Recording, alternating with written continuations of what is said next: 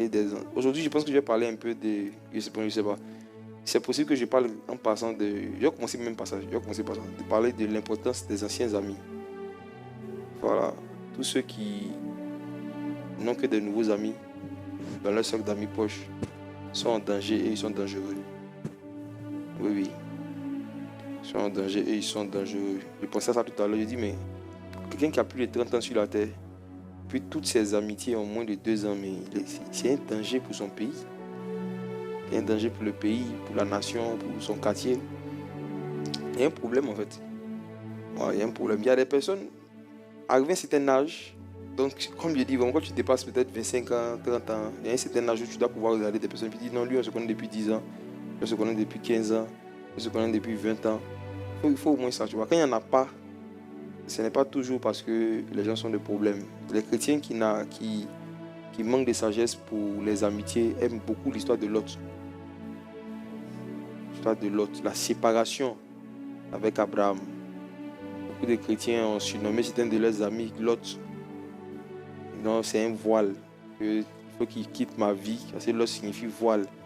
Il faut qu'il quitte ma vie pour que... Vraiment, mes amis. Et parfois même Lot là, c'est vous-même. Parce que c'est pas Lot qui est resté seul. Hein.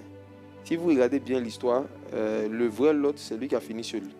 Voilà, quand il regardait à la fin de la vie de Lot, sa femme s'est transformée en sel, elle s'est bloquée sur la route. Ses 2 filles l'ont violée, puis elles ont fui. Lot est resté seul, il a tout perdu. Il a perdu tout ce même pourquoi il s'est disputé avec Abraham. Il a perdu sa femme, il a perdu ses filles en question. Ces filles vierges qu'il voulait donner aux gens Sodome et Gomorrhe, finalement, c'est lui-même, elles ont géré les trucs. Donc, finalement, Lot est resté seul, tu vois. Donc, quand après plusieurs années de vie sur terre, toi, tu n'as pas d'amis de longue date, il ne faut pas appeler quelqu'un Lot. Il faut t'humilier devant Dieu pour qu'il change ton nom. C'est toi-même qui es Lot. Tu as besoin que Dieu t'appelle Abraham. Tu as besoin d'un nouveau nom. Voilà. Et je pense que ce message va venir vraiment mettre des lumières sur les choses que les gens ne font pas ou bien ne pratiquent pas. Quand Dieu leur accorde la grâce parfois, d'avoir des amis qui ont un amour arabe pour eux. Quand je dis un amour arabe, ceux qui ne savent pas de quoi je parle doivent regarder l'enseignement précédent. Parce qu'aujourd'hui, je n'aurai pas le temps de cela. J'ai parlé de 4 types d'amitié qu'on retrouve dans le livre des Proverbes. En regardant dans l'hébreu, j'expliquais qu'il y a 4 mots différents qui ont été utilisés dans plusieurs passages pour parler de 4 types d'amitié différents. Et parmi ces types d'amitié, il y a une amitié de type ahab, un certain attachement qui ressemble même parfois à l'amour même du mariage, mais c'est pourtant l'amitié. Et on a vu ça dans l'exemple de Jonathan avec David, ce type d'amitié. Il y a des personnes qui ont eu la grâce à un moment de leur parcours sur terre de rencontrer des gens qui les ont aimés en amitié comme ça, des gens qui n'avaient pas d'intérêt financier, particulier, social, mais qui les ont aimés d'un amour gratuit. Mais à cause de certaines mauvaises habitudes et attitudes, eux-mêmes, ils ont détruit cette amitié-là. La Bible dit, l'âme de Jonathan s'attacha à l'âme de David. Pourtant, on sait que David à l'époque était pauvre. David à l'époque était berger. Il n'avait rien pour plaire socialement. Jonathan était prince. Et si Jonathan était vivant, selon la loi du royaume, la loi du roi, c'est lui qui devait même être le prochain roi. Voyez. Mais Jonathan s'est attaché à David. Il a aimé d'un amour Ahab. Et mes frères et sœurs, ce n'était pas basé sur quelque chose de charnel ou de social, c'était spirituel, profondément spirituel.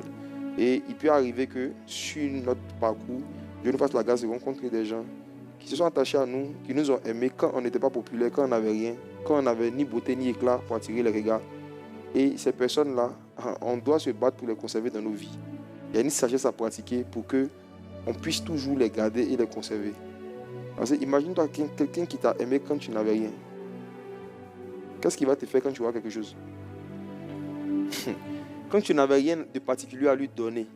Maintenant, imagine-toi si Dieu t'a fait la grâce aujourd'hui d'avoir des choses à donner et que tu donnes vraiment ces choses-là peut-être à ces personnes en question.